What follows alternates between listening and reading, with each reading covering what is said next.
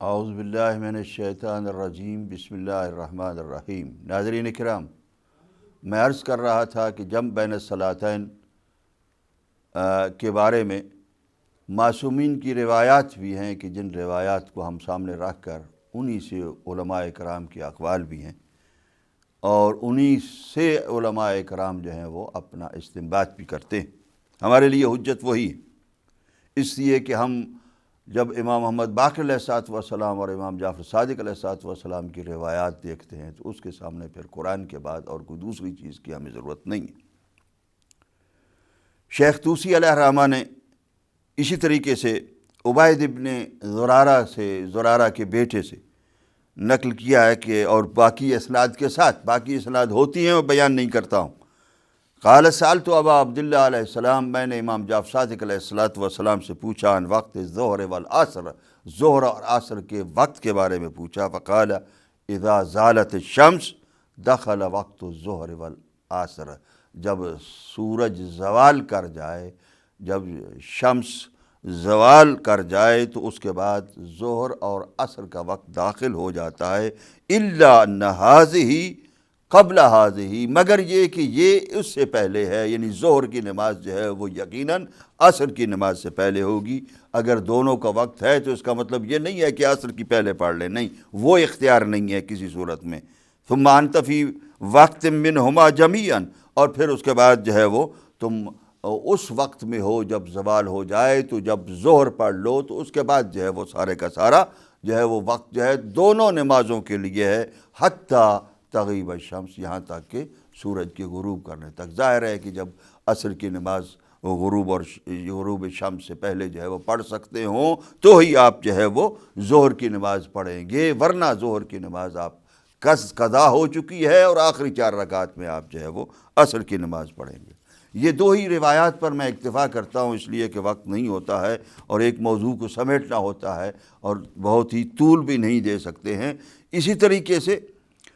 بہت سی دوسری روایات ہیں کہ جو رسول اکرم صلی اللہ علیہ وآلہ وسلم کے لیے کہ انہوں نے نماز کو اکٹھا ملا کر پڑھا۔ عبداللہ ابن سنان سے، یہ من لا یحضرہ الفقیہ کی عبارت عرض کر رہا ہوں، ان سے روایت ہے کہ انہوں نے امام جعفر صادق علیہ الصلوۃ والسلام سے روایت کیا کہ ان رسول اللہ صلی اللہ علیہ وآلہ وسلم جمع بین الظہر والعصر باذان و اقامتین، ایک اذان اور 2 اقامہ کے ساتھ نبی اکرم صلی اللہ علیہ وآلہ وسلم نے ظہر اور عصر کو اکٹھا کیا۔ وجمع بین المغرب والعشاء،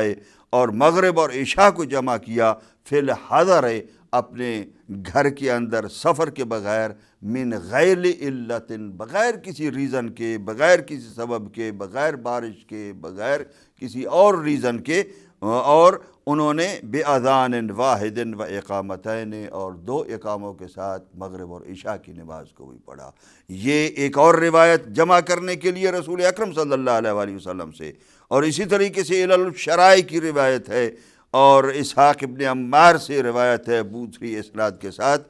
کہ انہوں نے امام جعفر صادق علیہ الصلوۃ والسلام سے نقل فرمایا ہے کہ قال ان رسول اللہ صلی اللہ علیہ وآلہ وسلم صلی الظہر والعصر فی مکان واحد من غیر علت ولا سبب، بغیر علت اور بغیر سبب کے انہوں نے پڑھی۔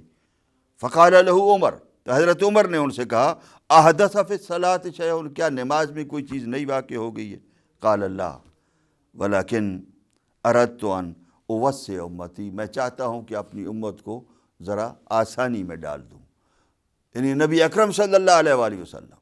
صرف جو نمازیں، اب یہ جو ایک موقف ہے رسول اکرم صلی اللہ علیہ وسلم، دوسری روایت میں بھی اسی طریقے سے ہے کہ رسول اکرم صلی اللہ علیہ وآلہ وسلم جو ہے وہ ایک اور روایت ہے امام جعفر صادق علیہ الصلوۃ والسلام سے کہ جو شیخ یعقوب کلینی نے جو ہے وہ بیان فرمائی ہے، اور انہوں نے نقل کیا ہے زرارہ سے کہ امام علیہ الصلوۃ والسلام نے ارشاد فرمایا کہ صلی رسول اللہ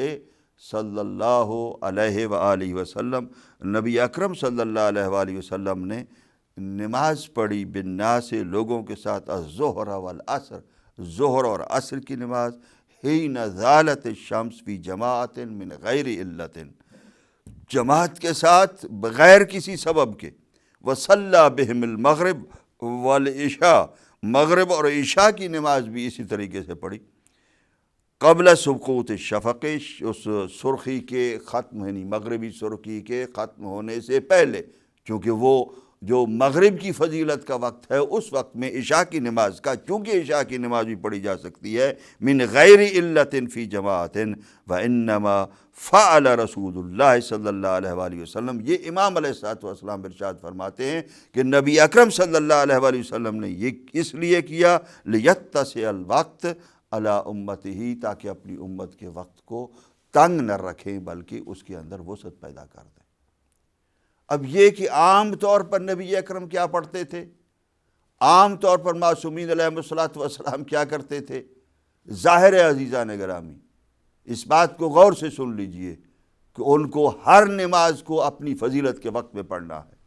یہ چند نمازیں اور ان کی روایات جو بیان کی گئی ہیں صرف اس لیے، اور حضرت عمر کو بھی جو شک ہوا کہ یہ کیا آج کو نیا مسئلہ آ گیا ہے کہ نبی اکرم نے ملا کر نمازیں پڑھنا شروع کر دی ہیں، تو اسی وجہ سے انہوں نے اپنا شک دور کیا کہ نبی اکرم صلی اللہ علیہ وآلہ وسلم سے پوچھیں کہ یہ کیا آج کوئی نئی بات ہو گئی ہے کہ نمازیں دونوں جو ہیں ملا کر پڑھ رہے ہیں، اس لیے کہ نبی اکرم صلی اللہ علیہ وآلہ وسلم فضیلت سے ہٹ کر کوئی نماز جو ہے وہ پڑھ نہیں سکتے، اور ایسا بھی کہیں پر نبی اکرم اگر ایسا ہی پڑھتے رہتے اور دوسری نماز پڑھ کر نہ دکھاتے، چونکہ ان کے اوپر تبلیغ کا فریضہ بھی ہے، تو اس تبلیغ کے فریضے کو ادا کرنے کے لیے نبی اکرم صلی اللہ علیہ وآلہ وسلم کبھی کبھار امت کے لیے جو اللہ سبحانہ وتعالیٰ نے وسعت دی ہے اس وسعت کو دکھانے کے لیے نمازیں ملا کر پڑھتے تھے، ورنہ کوئی کسی بیمار ذہن کے اندر یہ بات شاید اٹھ سکتی ہے کہ نبی اکرم بھی کیا فضیلت سے ہٹ کر نماز پڑھتے تھے، یا ائمہ معصومین علیہم الصلوۃ والسلام سی فضیلت کے اوقات سے ہٹ کر نماز پڑھتے تھے، تو فضیلت کے اوقات میں پڑھتے تھے اور اس سے ہٹ کر کبھی بھی نہیں پڑھتے تھے۔ لیکن ہمیں بتانے کے لیے کہ ہم پڑھ سکتے ہیں اور یہ اوقات مشترک ہیں، ان مشترک اوقات کے اندر اللہ سبحانہ وتعالیٰ نے وسعت دی ہے، اس وسعت کے ساتھ آپ یہ نمازیں پڑھ سکتے ہیں۔ تو یہ اس طریقے سے یہ روایات میں نے اور اپنا موقف جو شیعوں کا موقف ہے یوں آپ کی خدمت میں عرض کر دیا ہے۔ اسی طریقے سے جو مختلف اوقات یعنی ایک ہی نماز کے اوقات کو مختلف صنفوں میں اور مختلف نوعوں میں تقسیم کرنا، یہ صرف شیعوں کے ہاں نہیں ہے بلکہ اہل سنت کے مجتہدین اور علماء کے نزدیک بھی ہے، کہ جیسا کہ النووی نے شرح المہذب کے اندر یہ کہا ہے کہ ظہر کے لیے 3 اوقات ہیں: وقت فضیلت، وقت اختیار اور وقت عذر۔ پہلا وقت جو ہے وقت فضیلت ہے، اور بعد والا وقت جو ہے وقت اختیار ہے، اور اس کے بعد جو ہے وہ عصر کے وقت میں بھی ظہر پڑھی جا سکتی ہے، اس لحاظ سے وہ بیان فرماتے ہیں وہ عذر کا وقت ہے، بارش ہو، کوئی اور چیز ایسی ہو، سفر ہو۔ اسی طریقے سے قاضی حسین نے ظہر کی نماز کے لیے 4 وقت کہے ہیں، اسی کتاب میں ذکر کیا گیا ہے: فضیلت کا وقت، اختیار کا وقت، جواز کا وقت اور عذر کا وقت۔ اور انہوں نے پھر اس کے بعد اس کو تقسیم بھی کیا ہے۔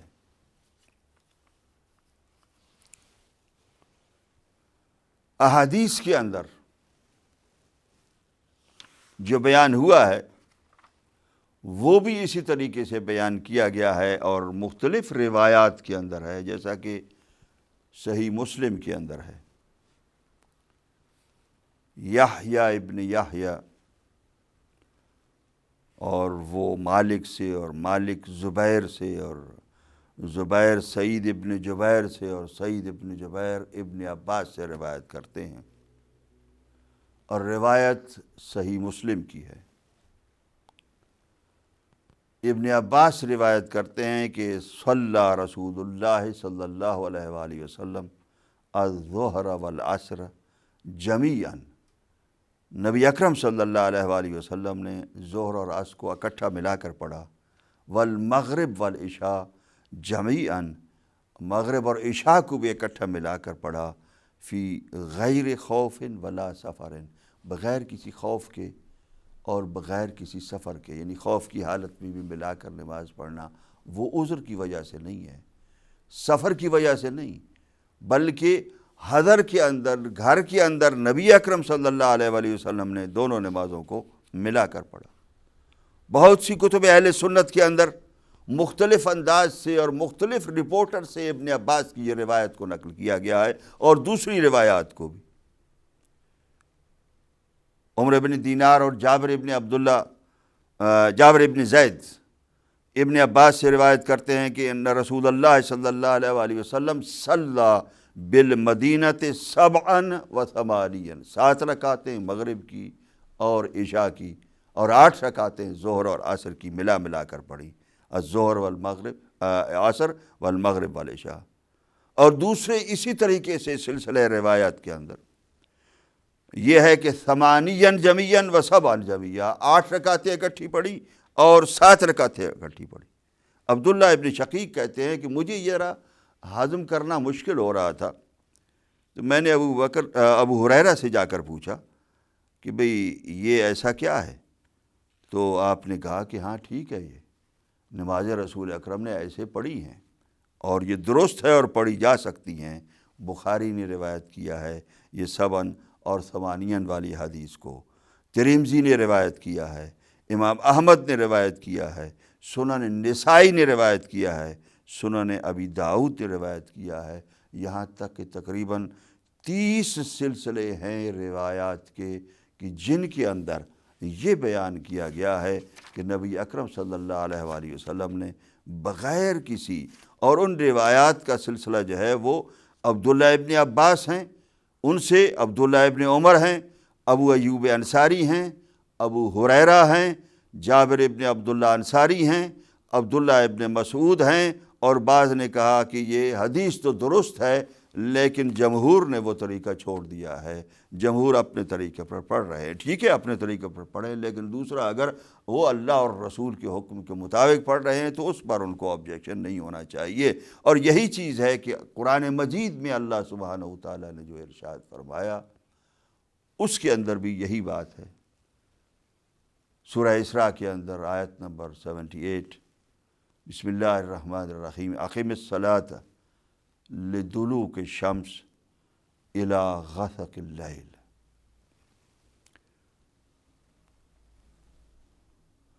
سورج کے زوال سے لے کر نصف رات تک نمازیں پڑھو اور نماز کو قائم کرو۔ اس میں کون کون سی نمازیں آ گئیں؟ زوال کے بعد نصف رات تک ظہر عصر مغرب عشاء و قرآن الفجر، اور صبح کے پھٹنے کے وقت ان قرآن الفجر کان مشہودا، یقیناً قرآن فجر جو ہے وہ مشہود ہے، اس کے اوپر شہادت دی گئی ہے۔ اسی لیے اب اس میں امام محمد باقر علیہ السلام سے روایت ہے، اسی آیت کی تفسیر میں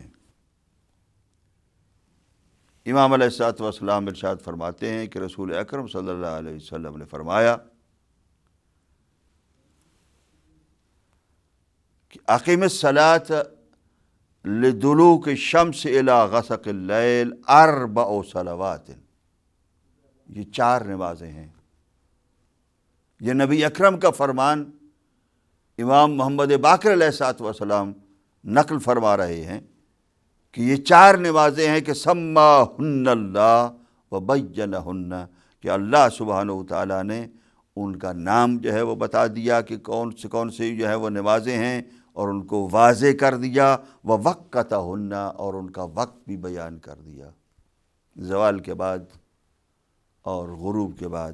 نصف لیل تک۔ اور غسق اللیل جو ہے وہ روایت کے لفظ ہیں، وغسق اللیل ہوا انتصافہ، غسق اللیل جو ہے وہ رات کا نصف ہے، آدھی رات ہے۔ ثم قال تبارک و تعالی، اور پھر اس کے بعد اللہ سبحانہ و تعالیٰ نے ارشاد فرمایا وقرآن الفجر ان قرآن الفجر کان مشہودا فہذہ الخامسہ، یہ نماز جو ہے وہ پانچویں ہے۔ اور اسی طریقے سے دوسرے بھی بہت سی اسی اور دوسرے جو آیات جو وقت کے بارے میں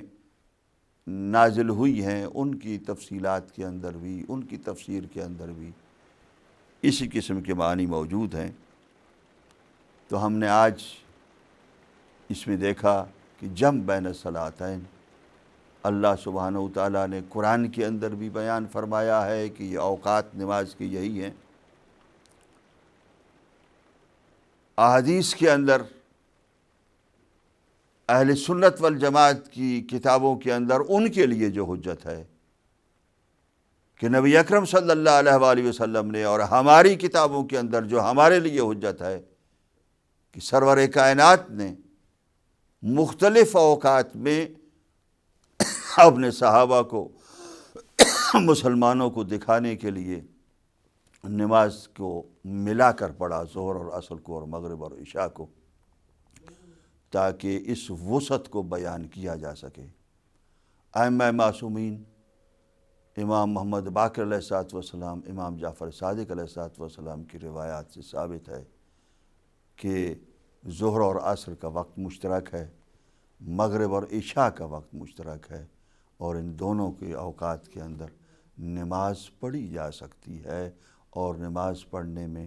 کوئی حرج نہیں ہے۔ ہاں یقیناً میں پھر دوبارہ یہ کہتا ہوں کہ امامیہ اثنا عشریہ کے نزدیک جو میں نے فضیلت کے اوقات بتائے ہیں، یا جو مراجع اعظام فضیلت کے اوقات بتاتے ہیں، اس کے مطابق فضیلت کے وقت میں نماز پڑھنا بہتر ہے اگر کوئی پڑھ سکتا ہو، ورنہ نماز کی ادائیگی کے لیے اس کو کسی قسم کی فکر نہیں ہونی چاہیے کہ آیا اس وقت میں میں نماز ادا کر سکتا ہوں یا نہیں کر سکتا۔ دونوں مشترک اوقات کے اندر دونوں نمازیں، مغرب اور عشاء کی اور ظہر اور عصر کی، ان کی اوقات کے مشترک اوقات کے اندر آپ ادا کر سکتے ہیں۔ اللہ سبحانہ و تعالی ہمیں نمازیں ادا کرنے کی توفیق عطا فرمائے، اور نمازوں کو ان کی فضیلت کے اوقات پر ادا کرنے کی توفیق عطا فرمائے۔ خداوند عالم ان نمازوں کو کہ جو ہم ادا کر چکے ہیں اپنی بارگاہ میں قبول فرمائے، اور ان نمازوں کو ہمیں محمد و آل محمد کے طریقے سے ادا کرنے کی توفیق عطا فرمائے، اور ان کی محبت دل میں رکھ کر اس نمازوں کو ادا کرنے کی توفیق عطا فرمائے۔ خداوند عالم تمام ہدایت کے سامعین اور سامعات، ناظرین اور ناظرات کی توفیقات میں اضافہ فرمائے، اور ہدایات کے جو اس ہدایت چینل کے ذریعے سے ان کو برکتیں اور رحمتیں نصیب ہو رہی ہیں، ان کو اپنا وظیفہ شرعی بھی ادا کرنے کی توفیق عطا فرمائے۔ ربنا تقبل منا انک انت السمیع العلیم، والسلام علیکم ورحمۃ اللہ وبرکاتہ۔